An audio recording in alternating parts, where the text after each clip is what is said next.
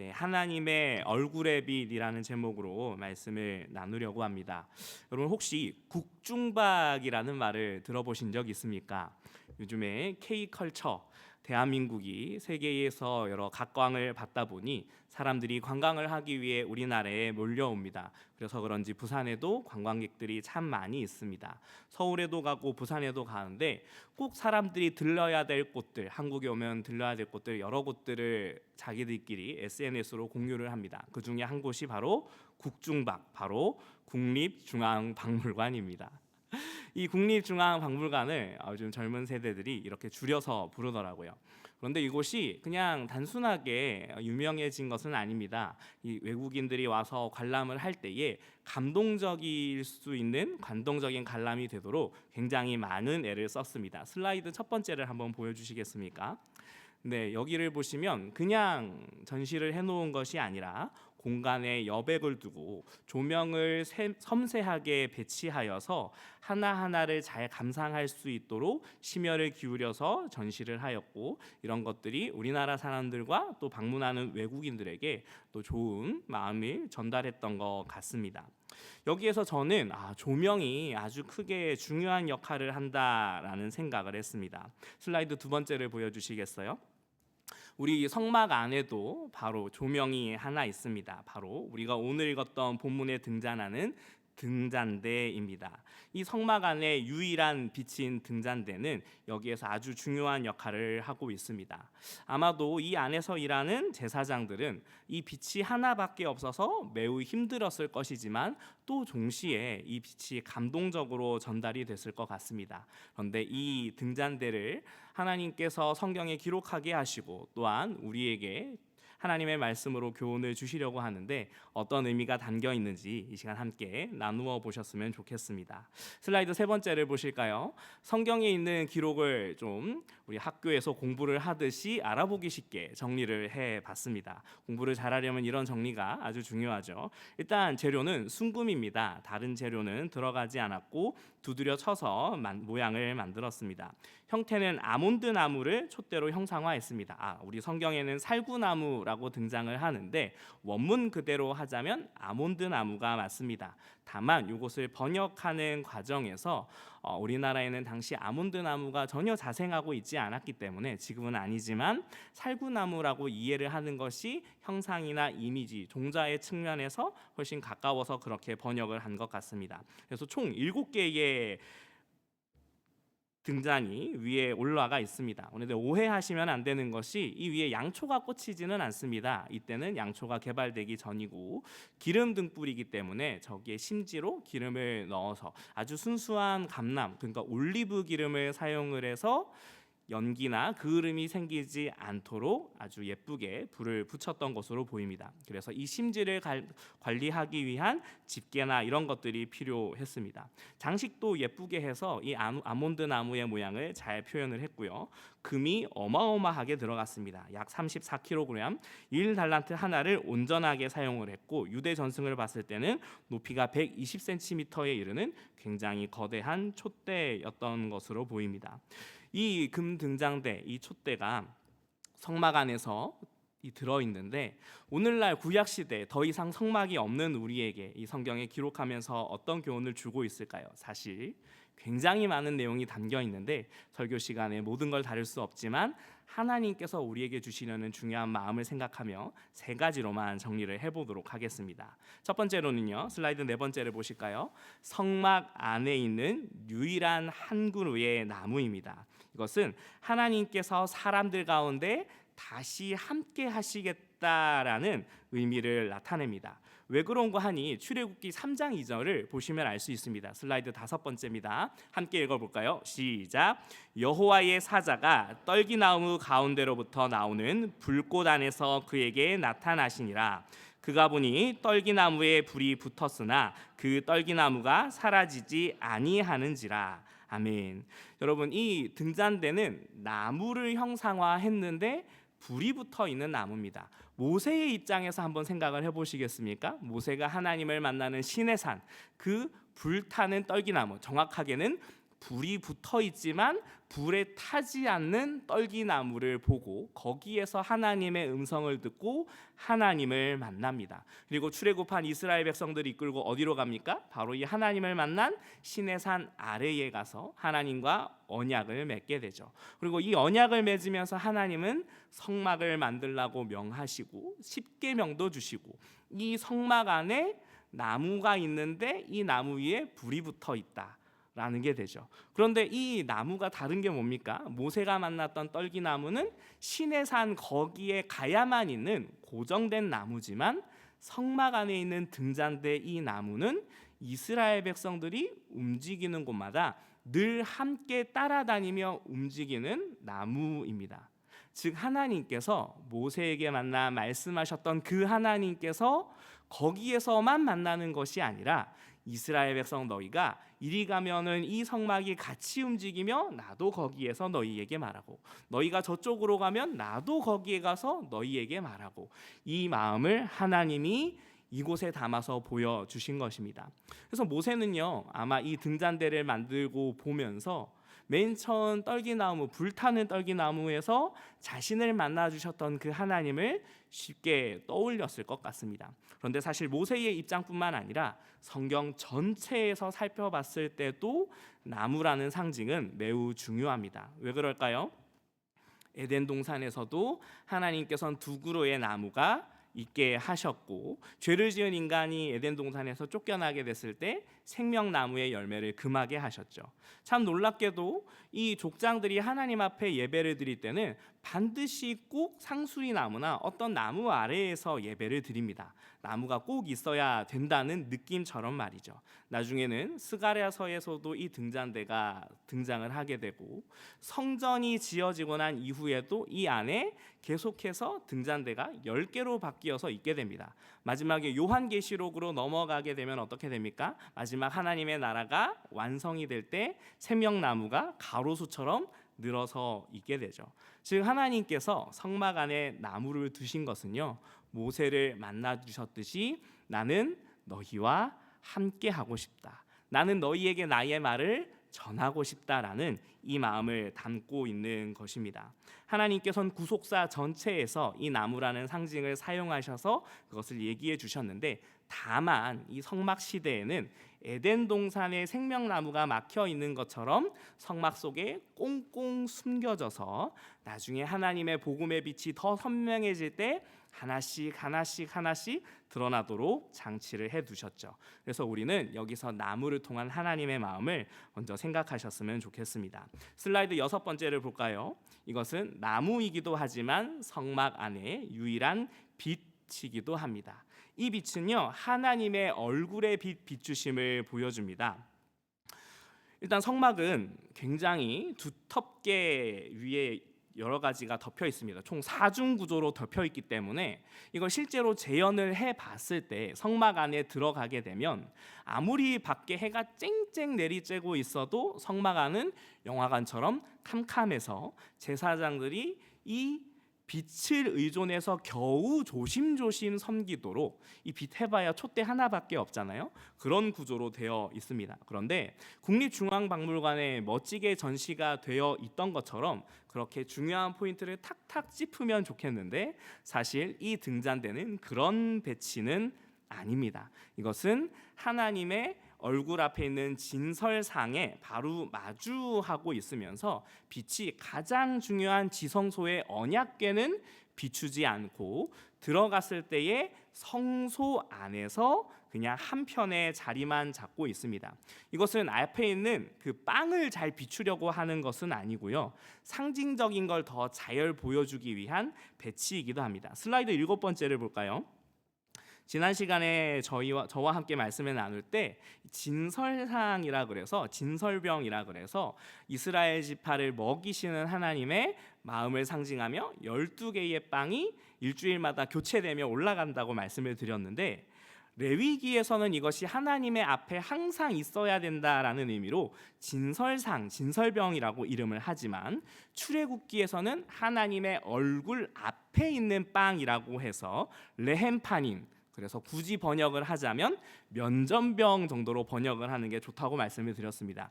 쉽게 말해서요, 이 빛은 하나님이 우리에게 그 얼굴의 빛을 비추고 싶은 그 마음을 나타냅니다. 여러분, 이 얼굴의 빛이라는 것은요, 오늘날 교회 시대인 우리에게도 아주 중요합니다. 왜 그러냐면 민수기 6장 23절에서 26절의 말씀이 오늘날의 축도로 여전히 사용되고 있기 때문에 그렇습니다. 슬라이드 여덟 번째를 한번 볼까요? 다 함께 읽어보도록 하겠습니다. 시작. 아론과 그의 아들들에게 말하여 이르기를 너희는 이스라엘 자손을 위하여 이렇게 축복하여 이르되 여호와는 내게 복을 주시고 너를 지키시기를 원하며 여호와는 그의 얼굴을 내게 비추사 은혜 베푸시기를 원하며 여호와는 그 얼굴을 내게로 향하여 드사 평강 두시기를 원하노라 할지니라 하라. 아멘. 이어서 민수기 6장 27절은 마지막으로 이렇게 기록합니다. 그들은 이같이 내 이름으로 이스라엘 자손에게 축복할지니 내가 그들에게 복을 주리라. 즉 하나님은요, 나의 얼굴의 빛을 너희에게 비추고 싶고 이것이 너희에게 복이 된다라고 이야기를 합니다. 여러분, 에덴 동산에서 아담과 하와가 범죄하였을 때 하나님을 피해서 도망가는데 성경은 이렇게 기록이 되어 있습니다. 여호와 하나님의 낯을 피하여 하나님의 얼굴을 피해서 도망다닙니다. 그런데 하나님의 말씀을 받게 된 이스라엘들은요, 하나님의 말씀을 받고 깨닫게 되니 이제 시편에서 이렇게 노래하기 시작합니다. 내가 마음으로 주께 말하되 여호와여 내가 주의 얼굴을 찾으리이다. 주께서 얼굴을 가리심에 내가 근심하였나이다. 무슨 말이십니까?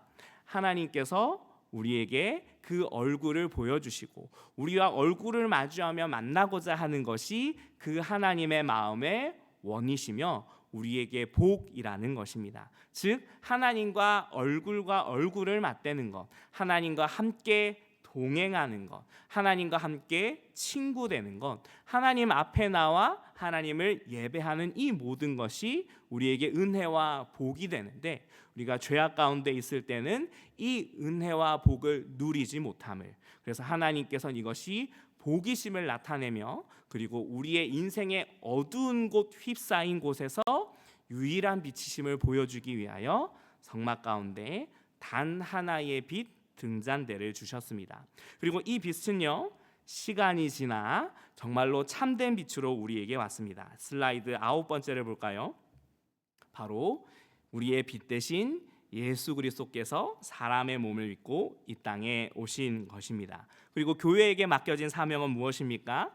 예수 그리스도의 복음의 빛을 우리가 받아서 반사하여 세상에 전하는 것, 바로 그것이 하나님의 마음이었죠. 하나님은 구약 시대에 이 성막을 만들면서 그들에게 복음의 모든 신비와 비밀을 다 가르쳐 주지는 않으셨지만 이 성막을 만드시는 것을 통하여 아직 앞이 가리워진 것처럼 보이지만 예수 그리스도의 복음의 빛과 하나님의 마음을 더듬어 알도록 그곳에 하나님의 마음을 가르치는 내용을 담아 주셨습니다. 고린도후서 4장 6절은요, 이 빛에 대해 이렇게 증언하고 있습니다. 어두운 데에 빛이 빛이라 말씀하셨던 그 하나님께서 예수 그리스도의 얼굴에 있는 하나님의 영광을 아는 빛을 우리 마음에 비추셨느니라. 그러니 예수 그리스도를 믿는 사람들은 뭐 하는 사람들입니까? 빛 가운데 거하는 사람들이며 참된 복인, 참된 빛인 하나님 안에 거하는 사람들입니다. 요한복음은 계속해서 이야기를 합니다. 빛이 없으니 사람들이 어두운 가운데서 고통하고 신음한다. 참된 빛인 예수 그리스도께서 오셨다. 이것이 요한복음의 증언이죠. 그러니 우리가 예수 그리스도를 아는 사람들이 어떻게 더 어두운 가운데서 죄 가운데서 행할 수 있겠습니까? 하나님께서 우리에게 주신 말씀을 붙잡고 예수 그리스도의 십자가와 부활의 그 말씀을 붙잡으며 예수 그리스도의 빛 가운데서 행해야 되지 않을까요? 마지막 하나님의 나라가 완성되는 이야기, 요한계시록 21장 22절에서 23절은 이렇게 기록하고 있습니다. 우리 다 함께 읽어보도록 하겠습니다. 성 안에서 내가 성전을 보지 못하였으니 이는 주 하나님 곧 전능하신 이와 및 어린 양이 그 성전이심이라.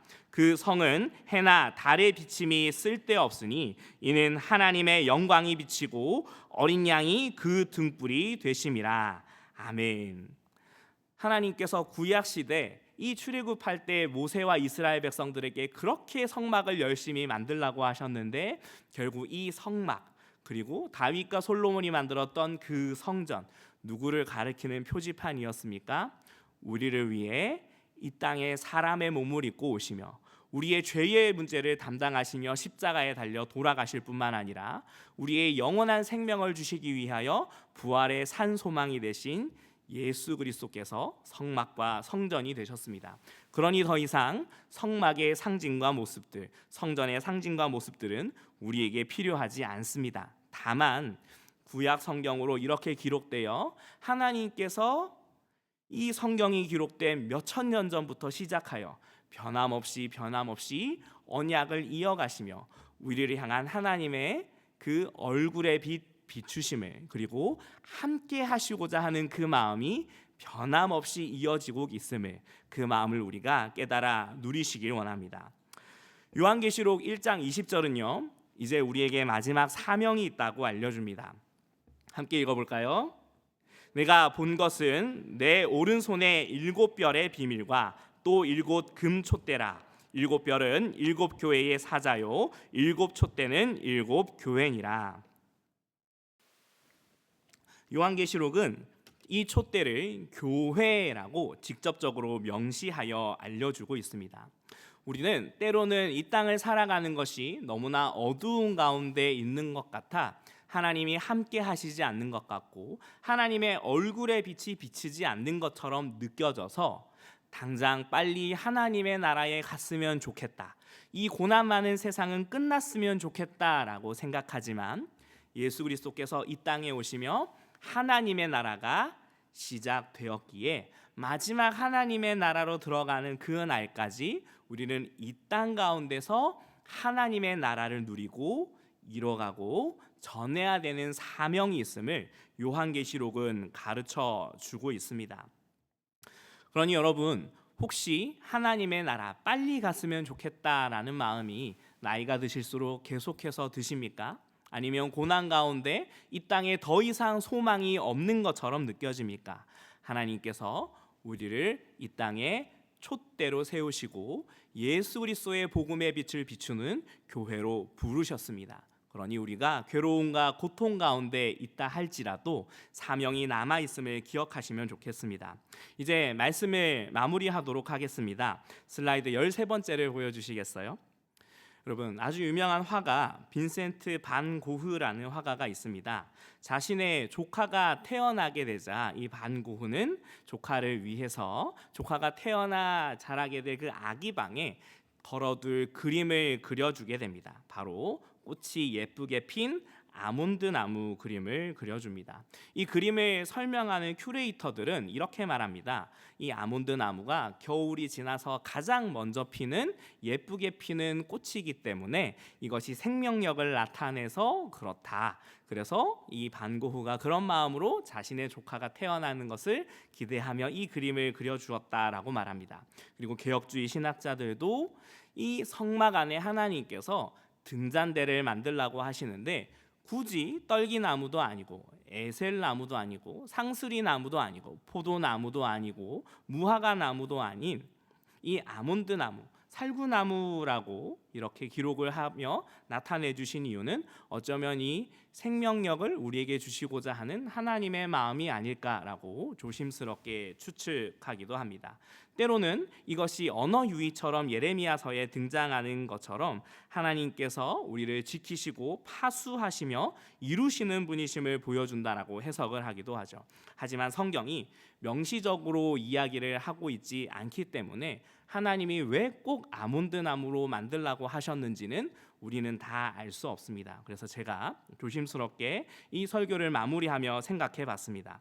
일단 아몬드 나무, 살구나무 계속 번갈아서 등장하니까 헷갈리시죠? 제가 사진을 준비했습니다. 슬라이드 14번째입니다.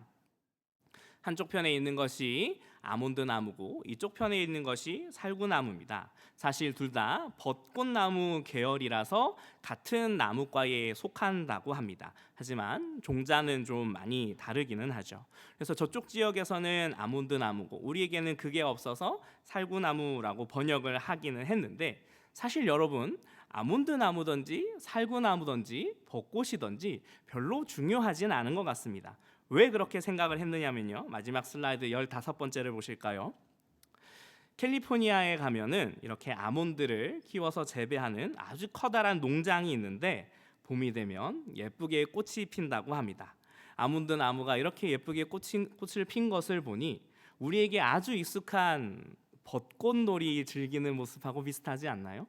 그래서 제가 아몬드 나무든 살구나무든 벚꽃나무든 별로 중요하지 않다라고 하는 것이죠.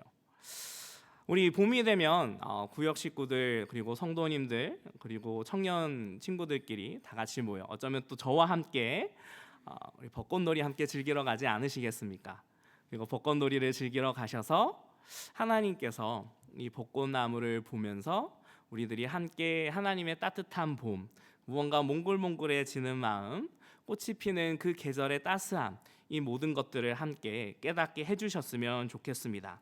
그런데 무엇보다도 그 자리에는요, 하나님을 믿지 않는 많은 사람들도 그 꽃을 보며 같이 산책도 하고 사진도 찍고 즐기고 있을 겁니다. 다른 점이 있다면 우리는 이것을 보며 하나님의 창조하신 그 창조의 손길, 그리고 우리와 함께 하고자 하는 하나님의 마음, 우리에게 하나님의 얼굴의 빛을 비추려는 그 따스한 하나님의 마음을 기억하셨으면 좋겠습니다. 그리고 우리가 바로 마지막 하나님의 나라 완성되기 전까지 이 땅에 심겨져 있는 빛을 비추는 등대이자 예수 그리스도의 복음의 빛을 간직한 등잔대이자, 그리고 이 땅에 이 아몬드나무, 살구나무, 벚꽃나무가 되어서 우리에게 다가오는 어두운 가운데 행하는 사람들에게 따스한 마음으로 예수 그리스도의 사랑을 나타내어 줄 수 있는, 마치 벚꽃놀이 가운데 그 따스함을 느끼는 그런 교회 되고 성도 되게 해주시길 간절히 바라는 성도들 되셨으면 좋겠습니다. 마태복음 5장 14절 제가 마지막으로 읽어드리겠습니다. 너희는 세상의 빛이라. 산 위에 있는 동네가 숨겨지지 못할 것이라. 아멘.